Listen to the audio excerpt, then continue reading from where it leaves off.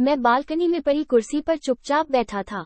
जाने क्यों मन उदास था, जबकि लता दीदी को गुजरे अब 1 माह से अधिक हो गया है। दीदी की याद आती है तो जैसे यादों की बारात मन के लंबे रास्ते पर निकल पड़ती है। जिस दिन ये खबर मिली कि लता ने आत्महत्या कर ली, सहसा विश्वास ही नहीं हुआ कि यह बात सच भी हो सकती है, क्योंकि दीदी काया कदापि नहीं थी।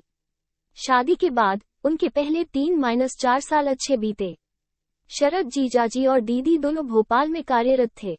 जीजाजी बैंक में सहायक प्रबंधक हैं। दीदी शादी के पहले से ही सूचना एवं प्रसार कार्यालय में स्टेनोग्राफर थी। लता दीदी मशहूर लेखिका मालती जोशी की कहानियों की फैन थी। फुर्सत के क्षणों में वे उनकी कहानियां पढ़ा करती थी।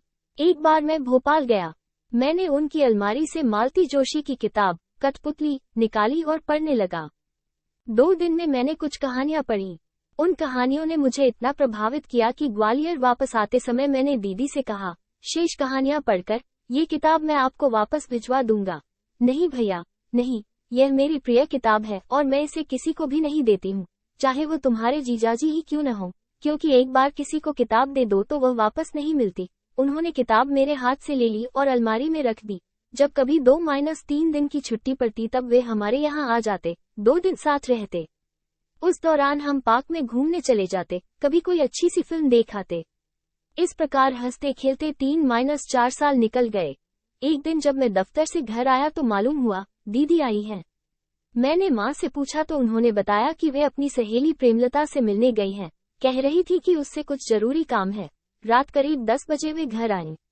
मेरी नज़र उनके चेहरे पर ठहरी तो लगा कि वे कुछ परेशान हैं, और उनके चेहरे पर पहले सी खुशी नहीं है। वे सीधे अंदर के कमरे में चली गईं। मुझे लगा शायद कपड़े बदलने गई होंगी, लेकिन जब बहुत देर गुजरने पर भी वे ड्राइंग रूम में नहीं आईं, तब मैं ही अंदर के कमरे में चला गया। वे उदास चेहरा लिए बैठी थी। मैंने पूछा तो बोली, अरे कुछ नहीं भैया, यात्रा करके आई हूँ, उसी की थकान है। मुझे उनकी बात पर यकीन नहीं हुआ। मैंने कहा, दीदी सच कहूँ आप कुछ छिपा रही हैं, लेकिन आज आपका चेहरा आपका साथ नहीं दे रहा। क्या बहन की शादी के बाद एक भाई इस लायक नहीं रह जाता कि वह बहन के मन की बात जान सके? ये सुनते ही वे फफक उठी और एक अविरल अश्रुधारा उनकी आंखों से बहने लगी। अब कुछ बताओगी भी या केवल रोती ही रहोगी? मैंने उनके आंसू पोंछते हुए कहा, भैया हमारी शादी को अब 5 साल 4 माह हो गए।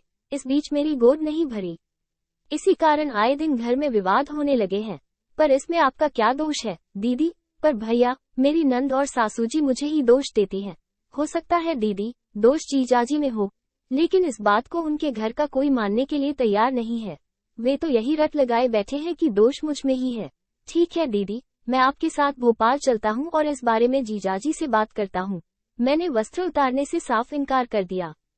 तब पीछे से एक साधु बाबा ने मेरे हाथ पकड़े और दूसरे ने मेरे साथ जबरदस्ती करना चालू कर किया। मैं जोर जोर से चिल्लाई भी, लेकिन शहर से दूर पहाड़ी पर मेरी आवाज सुनने वाला वहाँ कोई नहीं था।